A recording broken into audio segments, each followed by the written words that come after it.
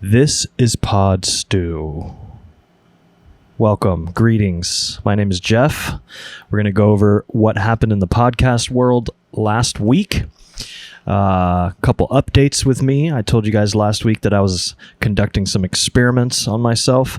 The first one, the Instagram thing with Alex Ebert, post got deleted, which is fine. Not mad. Other one, I'm think like maybe 10 days off the reefer. It's been nothing but good things.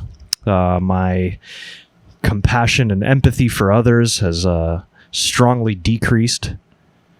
That's always held me back. Now I can focus on capitalism and cryptocurrencies. Everything is nice and surface level. No more wasting time thinking introspectively.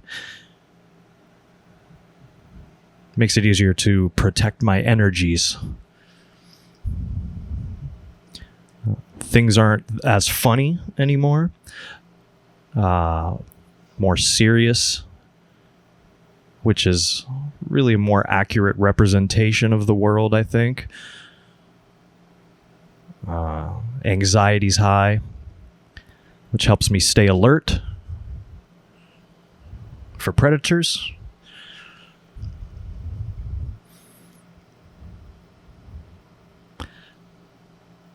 I don't know. I wish I could tell you there was this huge transformative thing that happened, but hasn't happened yet. One little takeaway that I did have is kind of I was always productive and that was always kind of just like my baseline consciousness, but I kind of feel like it wasn't a problem that I was getting stoned. It was the problem that the people around me weren't, my family, that sort of thing. So for me, it doesn't take much to make me happy or keep me happy. But it also kind of leads to complacency. So when you have kids, you can't have that. So we're working on that. I might cut all this out. But I figured I'd share just for my own good. Who cares? Shout out to Chewy. Shout out to all the subscribers. I think there's like 5 of you guys now. I appreciate it.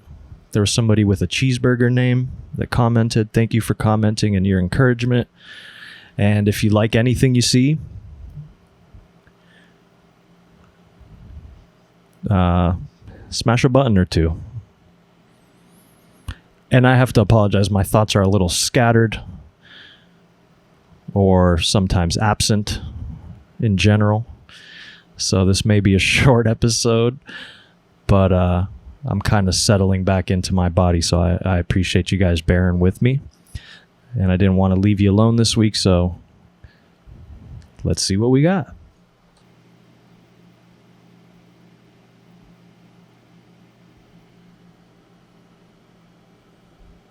A lot of people who've had issues with addiction in their family or something, they will equate doing plant medicine with drunkenness, or addiction.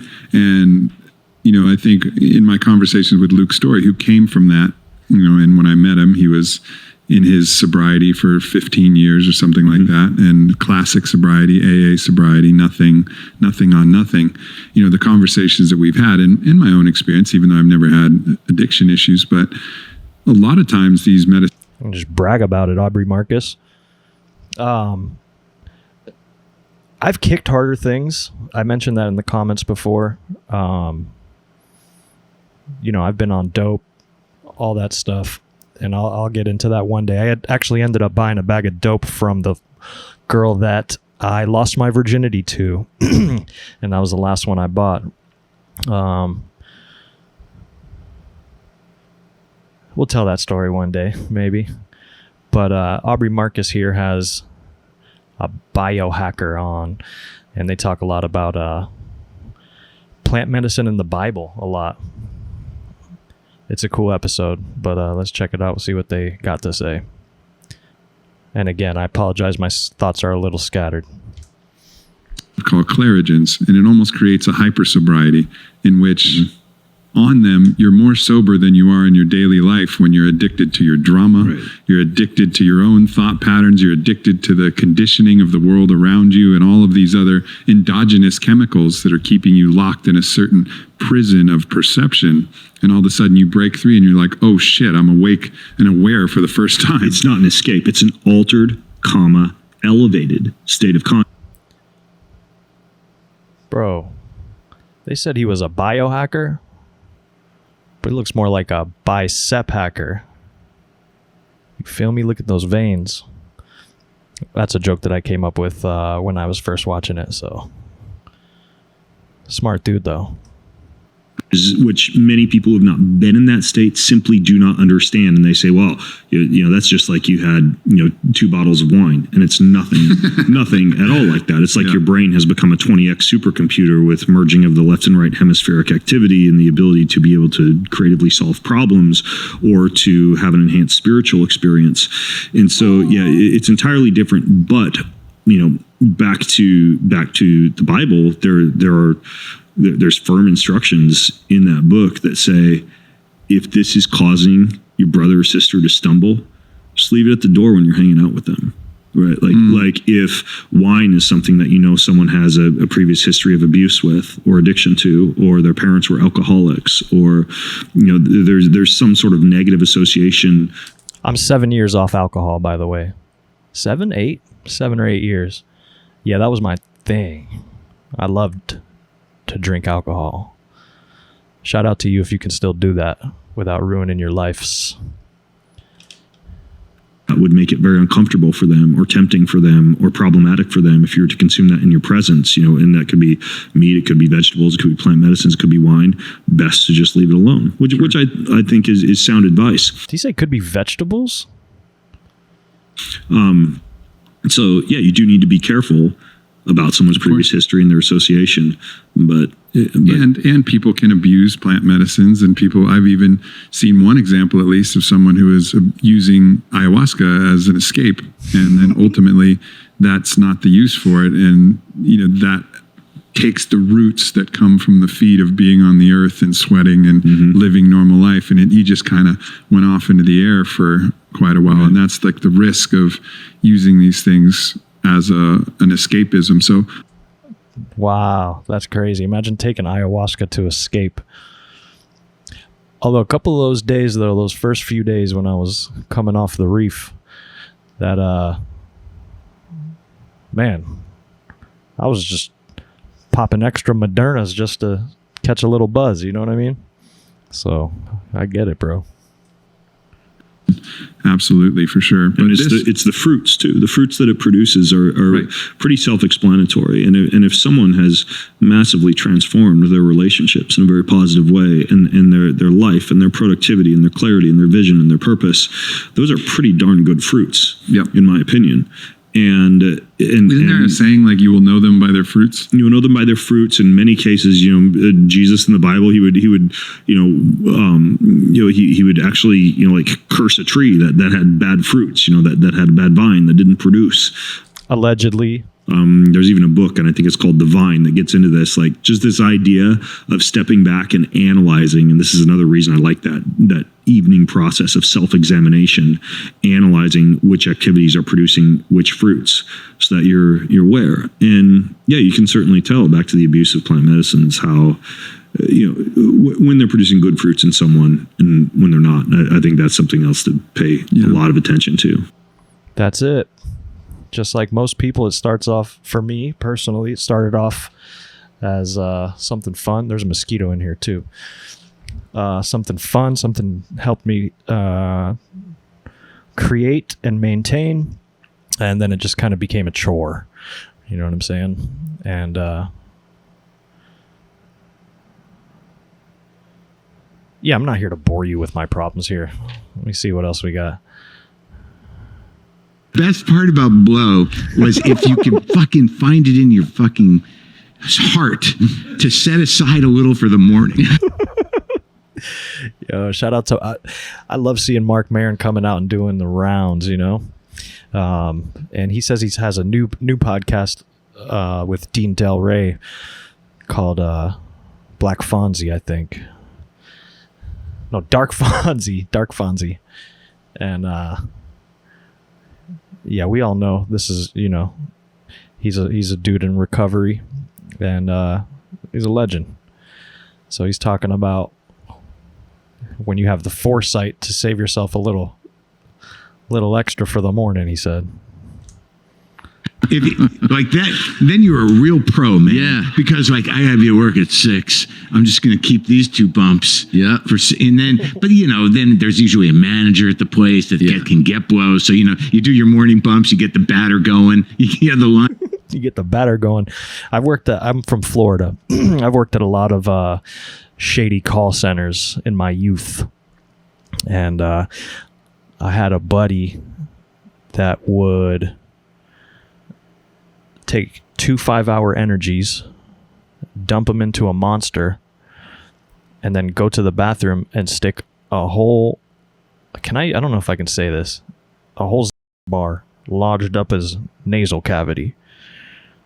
Not crushed up, full bar, just lodged up there, and then his nose would just consume it through the day, I guess. I don't know.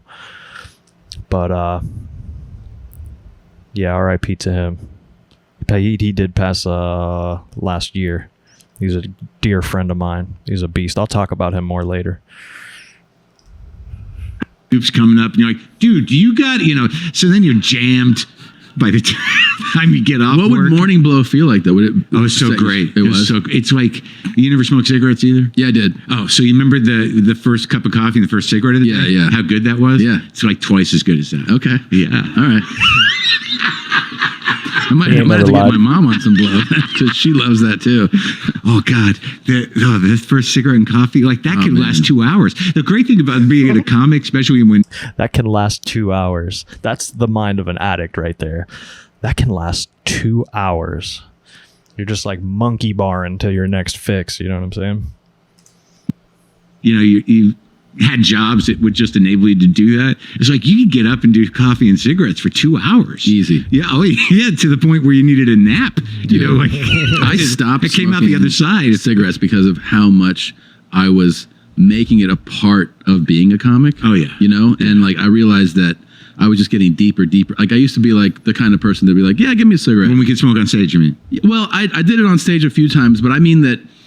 So I wasn't a smoker. Then I started smoking after I'd started doing stand-up. And then I was like, oh, this is fun to do before a set, after a set, thinking about sets, writing. And I just became like, I was getting into smoking too much. Bro, replace cigarettes with reefer.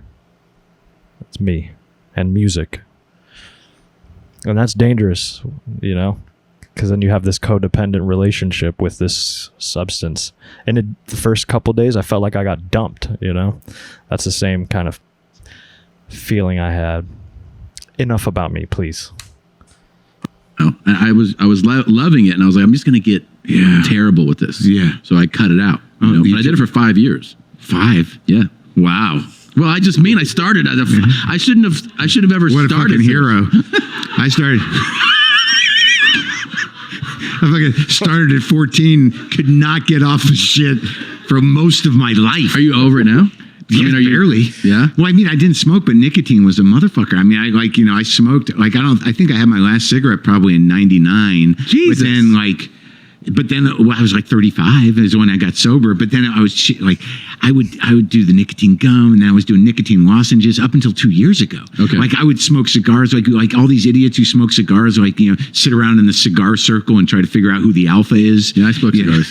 I got no problem with it. I fucking love it. Yeah, it's but fun. my problem is like just in the same way that you apparently can have a cocktail occasionally. Yeah. I'll have one cigar, and then then I'll have another one, in a few days later. But give me a month, and I'm smoking 2 or 3 a day. Yeah, and yeah. I'm fucked. Yeah. I'm fucked. I'm just sitting on my porch sweating. Yeah. And then I got to get back on the nicotine lozenges to get off the cigars. Yeah. And then fuck it.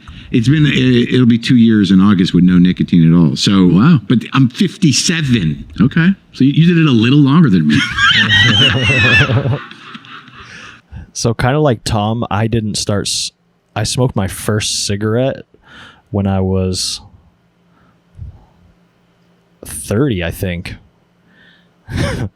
And it's a kind of weird story because when I was 14, I had a piece of cancer cut out of my lung.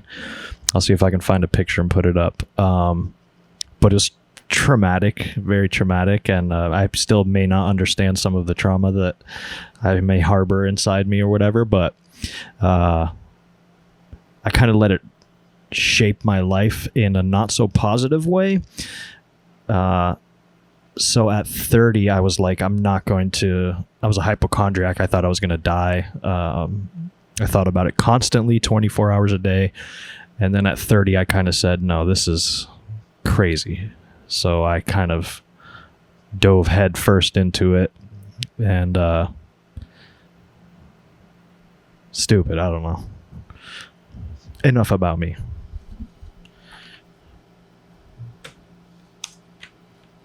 See who else is on here. I had no problem bombing. You're like, I can handle bombing, but My dog, Sam Morril.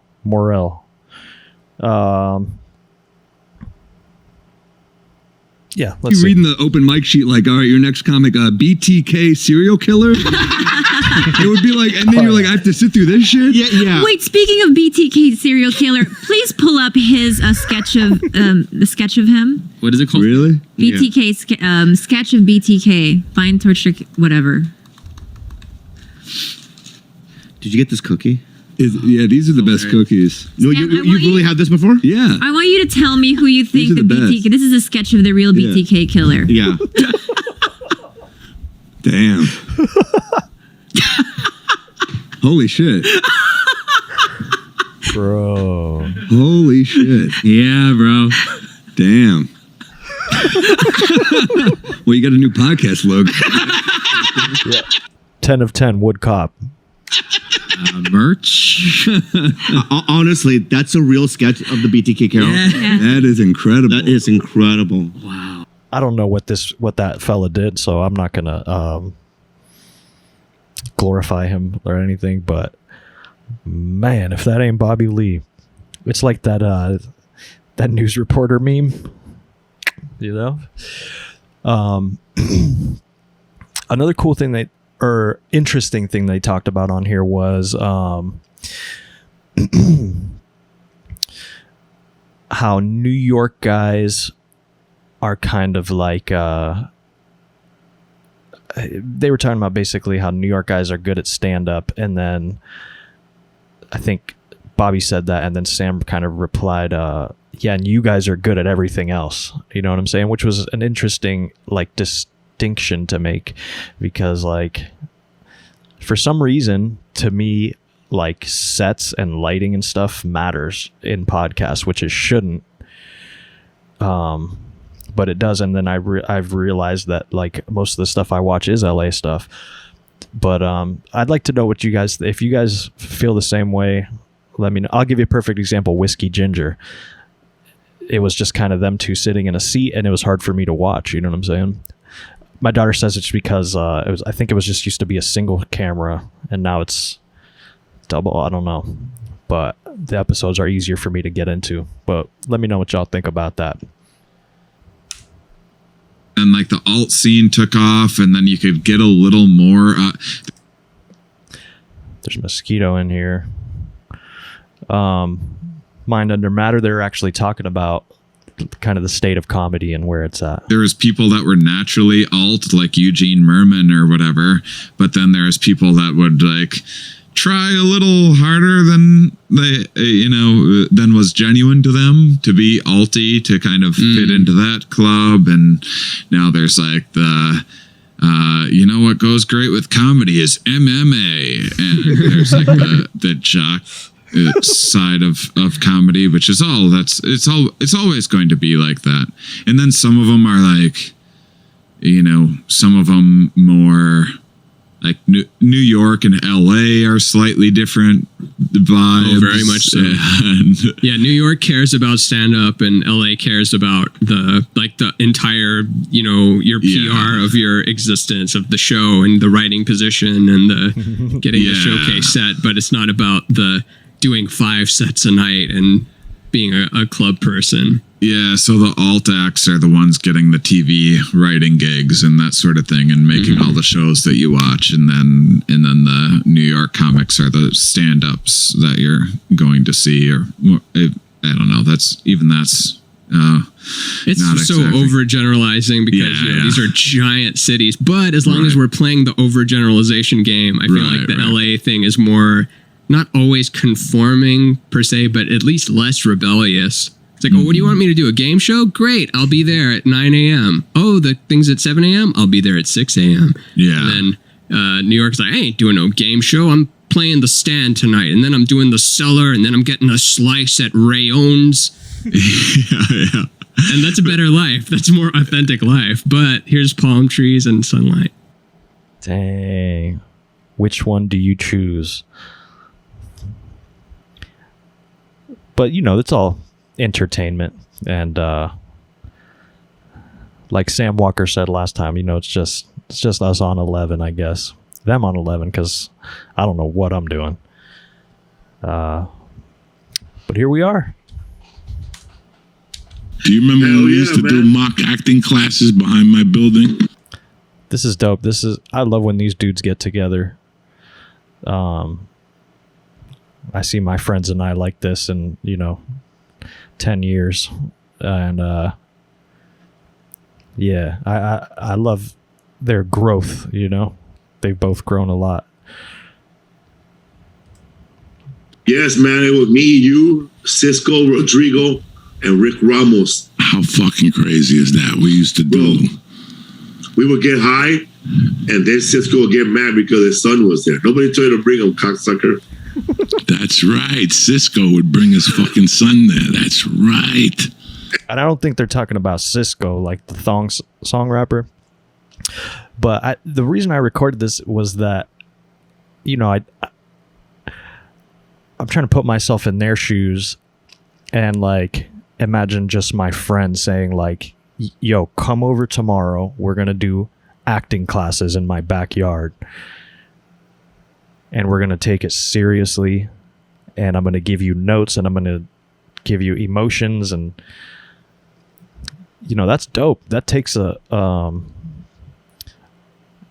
it takes a lot of trust between your friends, right? Because you're being vulnerable.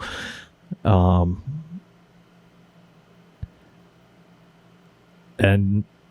yeah, I feel like it would be kind of awkward, but it's dope that to have a friend like that takes initiative to kind of push you out of your comfort zone. I think that's dope.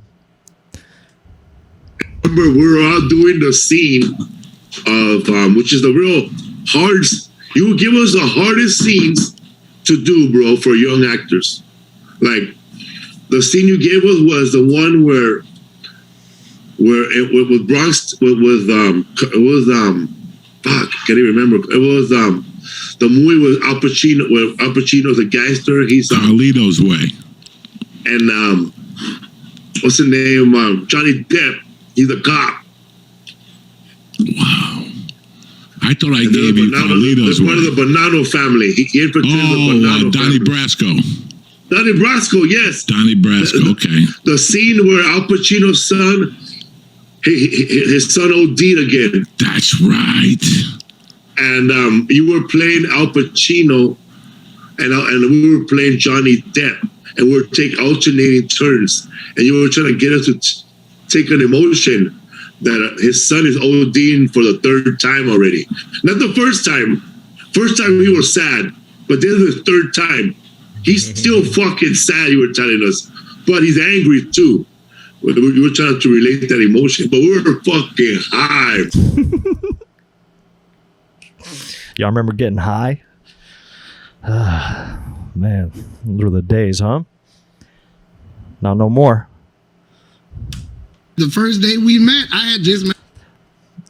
I love the T-Pain podcast. I don't know if any of you guys have had a chance to check it out, but it's dope. Like, he's got a lot of guests that you wouldn't expect on there. I think he had Hannibal Buress on there last week, but it was one of those ones where it's like, I'm just going to have to record the whole thing, and I didn't want to just do that. So go check that one out. And today he has Jazze Faye. Well, last week he had Jazze Faye on, And you can't say Southern hip hop. You can't say hip hop without saying Jazze Pha. Huge influence on me. Huge influence on everything that you hear today. And just a dope all around individual.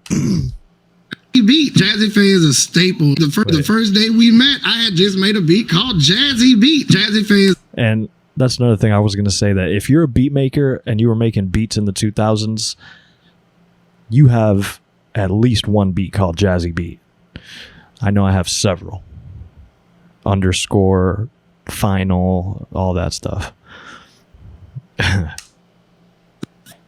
Everybody, especially producers that also want to be famous. Because you were the producer. It was you. I think at the prime it was you and Manny. You and Manny. And we were together. Oh, have y'all heard Vax That Ass Up yet? Or Vax That Thing Up yet? It's a banger. But that's very true. They were out there in front of the cameras, and that's who I wanted to be like. I definitely wanted to make beats like Jazze Pha and Manny Fresh. That were making the best beats and had the best personalities.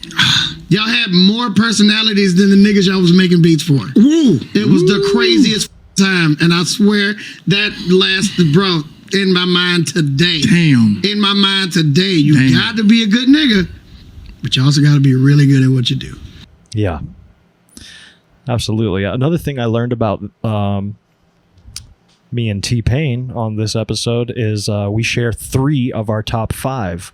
He had Devin the Dude, Andre 3000, and CeeLo up there out of his top 5.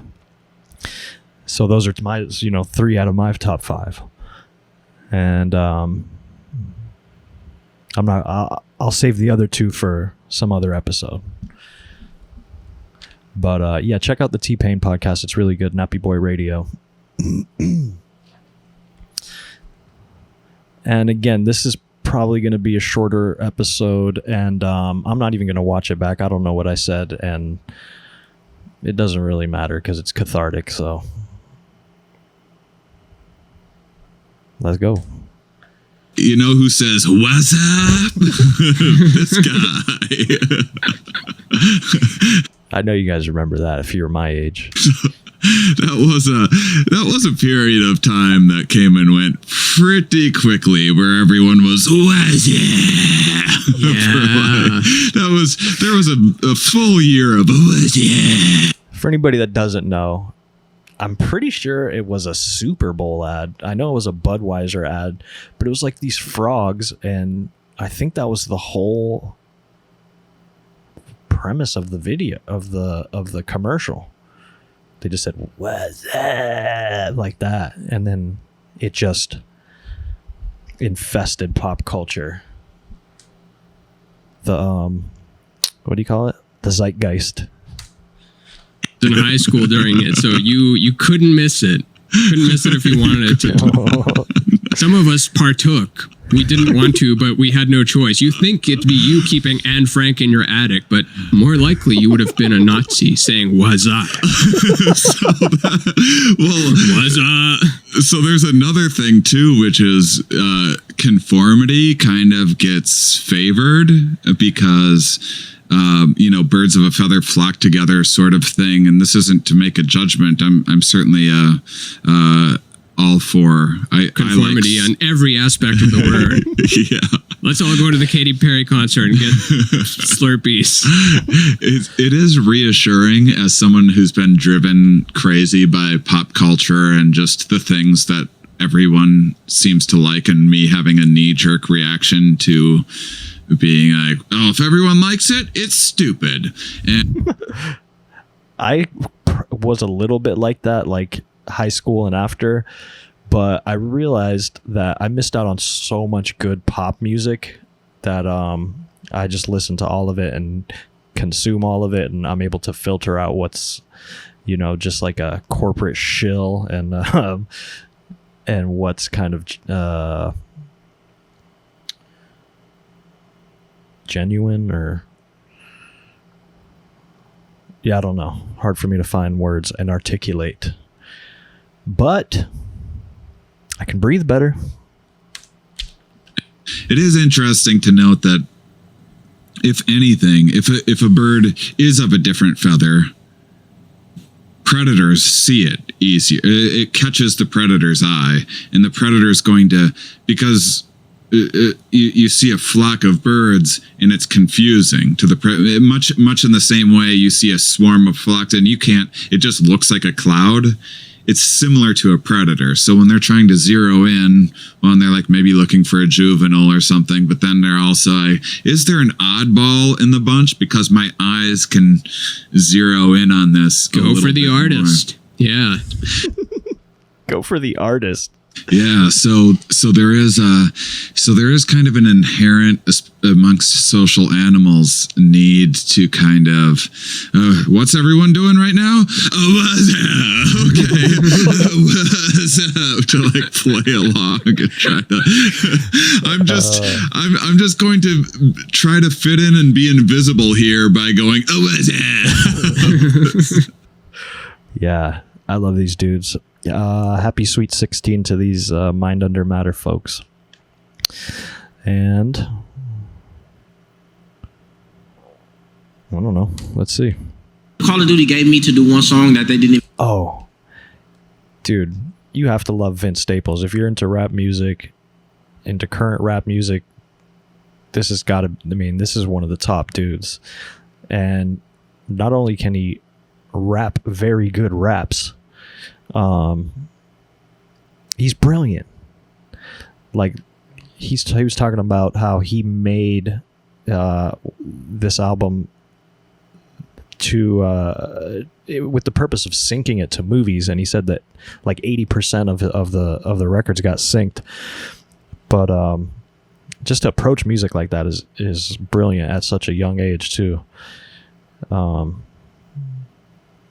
To not conform, you know what I mean? And it's worked out for him, and I applaud that young man. Let me see. Okay, but let's be precise if we can. Mm-hmm. But do you get publishing off of that, or can I also? It doesn't matter, but and it might be. It's Call of Duty gave me to do one song that they didn't even use more than my whole album budget. All right, sorry about that, but I just wanted to make a mention that he never has smoked, never has drank. So that's inspirational. Okay, but let's be precise if we can. Mm-hmm. But do you get publishing off of that, or this is a buyout? No, you get publishing too. Oh, you get publishing too. Okay. Call of Duty. They license it. Yeah, that's the thing. No, but some people do a buyout. No, you can do a buyout, but they didn't even use it. So I still got paid, and they didn't use it. I got a FIFA thing. Oh, and they didn't use it. Okay. I got a FIFA thing for Champions League, and that was crazy. And then I was like, all right. FIFA money different. That's soccer. I was like, this makes sense. So then years later, only me and Boris knew that in the room. No, I just fucking with y'all. Okay. Bro, EFN always looks at Nori like so annoyed. It's hilarious. When Call of Duty didn't use it, the U.S. Army picked it up. Army picked it up? I got paid for it again. They didn't use it. Then after the Army didn't use it, the Spider-Man movie used it.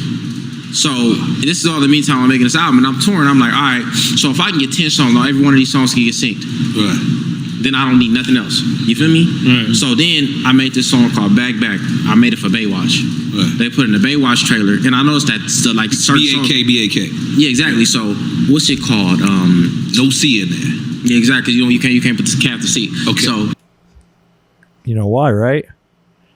Well, I'll tell you. Because I think C and a K together is Crip Killers. So you can't say that. What's that nigga name? Damn, what's her name? Fuck. No, so I make Back Back, right? And we go the OA. This was a show called the OA. This director, and like it was the music director kept putting my shit in certain shit. So I noticed like what songs kept getting synced. Blue Suede kept getting synced, and some of North got synced. I noticed it was like they was going for the most abrupt sounds. Okay. To kind of separate the scenes. So then I started making music with that in mind. So Back Back got I got Back Back in Baywatch, Black Panther, and like one other thing, and then a lot of them other songs was getting synced. So basically, that changed my whole life, and then that changed the touring because now I could play. It was a point in time when I was playing festivals, no rappers on the stage but me and Gold Link. We was the only rappers on the bill. Right. I actually saw him and Gold Link at Halloween. I'm from Florida. They do a festival out here called Halloween. I think it was like 2017, 18. 17. Yeah, it was like 2018. And he was one of the main reasons I bought the tickets. And I saw him again. I took my daughter to see Tyler, the Creator, and he had opened up for them. So I've been blessed enough to see this young man twice and just murdered it. Like Splash or something, it'd be like Prime would be headlining some shit like that, like some cool shit like that. Yeah. But other than that, if it wasn't no real hip hop festival, it'd be 2 rappers on the whole festival, be me and Gold Link. So I'm like, damn. Gold who? Gold Link from okay. DC. Okay. So I was like, all right, if it's 50 festivals this year, and I know for a fact I can play every single one of them because niggas not even gonna want to play in them crowds, then I was just counting the money. Wow. So I had like a 2-3 year span where I wasn't even rapping about no game music. I wasn't even cursing really. I really wasn't, because I was thinking about these shows. I wasn't saying nigga and shit like that. And then like, you know, some shit happened in life and I was like, man, fuck that shit. I'm gonna be kind of more, I'm just gonna do what I do.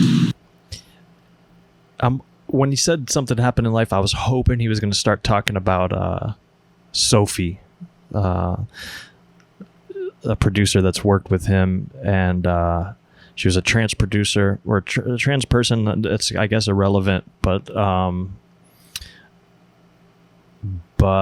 maybe speaks to her character, because he always talked about how there's like a really good Rolling Stone quote that he said. I'll probably put a screenshot up there, but basically talking about how she never had any fear. She was just a fearless person, and her music is just incredible. Like, if you've never heard of Sophie, go check out Face Shop. And she passed tragically last year, I believe. But just an incredible producer. And go check out Vince Staples too if you're not hip, because that dude's got something. He's got something very special. All right, let's see what we got. Can I also? It doesn't matter, but and it might be. It might be funny to say. It's something that I've noticed. This is about that girl. Yeah. 2 things happened when we kind of went like this. The first thing was immediately that conversation, and I noticed this, and maybe I'm making this up. This was years ago. I think he's talking about a woman that he was interested in, and we know Rick was on the spectrum, autism spectrum, and I think he revealed it too early, and she was a little patronizing about it. This is a really good episode with Erik Griffin. Check that one out. I noticed that we were still like, she was still interacting with my social, you know, like looking at my Insta stories and stuff like that. And a few days after the, we'll call it the, what would you call it? The dropping autism too soon? DATS. The big drop. When you get diagnosed, just, you gotta know, 2 weeks before you let people know. 2 weeks. There was there was something that doesn't bother me, but I always notice with social media that I feel is very tacky. People post when it's somebody's birthday if they have a lot of followers. Right. Okay, this is unrelated to that. This is a side thing. I'm watching people being like, oh, you know, we're both friends with Adam Devine. Everybody will say, happy birthday, Adam, with a picture with Adam Devine. But nobody does it with, you know, people who don't have as many followers. Yeah. Or, you know, like, oh, it's John Mayer's birthday or whatever the fuck. It's like people will do that. Oh, I know a lot of people got a picture with John Mayer. And it's just like, nobody's doing it. It's Bill Buckert's birthday. You know, nobody does that except for... Shut up, Bill Buckert. I'm pretty sure I saw Keanu back there. I gotta say, it's like people will do that, and it's just like he does it with, you know, people who don't have as many followers, or, you know, like, oh, it's John Mayer's birthday or whatever the fuck. It's like people will do that, and it's just like nobody's doing it. It's Bill Buckert's. They put my man back there eating by himself with just a glass of red wine. I think this Bill Bucket character has a lighter next to him too. Oh, because he just lit his own candle. I see. Shout out to the editors on Take Your Shoes Off pod. Nobody does that, except for, I got to say, Lamorne does that. Lamorne, you tell people whose birthdays we're not clicking on their page. I don't care. All right, but Lamorne, it's a lot of who? Yeah, Lamorne's always like, yo, big shout out to John Bullshit. So you go and it's like 231 followers, and he's not even above average. You're like, I don't know. But so I saw this, and one of my friends did it, and it was one of a friend who was close enough to where, like, if all the stars were aligned, I would say, hey, this comes across as pretty tacky. Mm-hmm. But I couldn't do that to him because I didn't feel. Let's see if we can guess who it is. You think it was this guy, Cheeto Santino? I don't know. I overcompensated, and I went through my pictures of anybody who I'm a picture with who's a celebrity. Could be a friend of mine. It could be someone. I met Kevin Durant once at a hotel. I have a picture with him. I just did like 20 stories of me with a celebrity, and each one I wrote "Happy Birthday," so happy birthday. Very much a joke. Now, I might have just made this up, because in the moment you're talking to somebody, you're excited. You think, oh, what did I do wrong? It was a too, I did notice that. She looked at the first like 5 of those and not the rest of them, and never again looked at an Insta story. So I thought, did she feel the way I feel about celebrities? Right. And she muted me because she's like, oh, he's just pictures with Kevin Durant. How tacky. I'm like, I was making fun of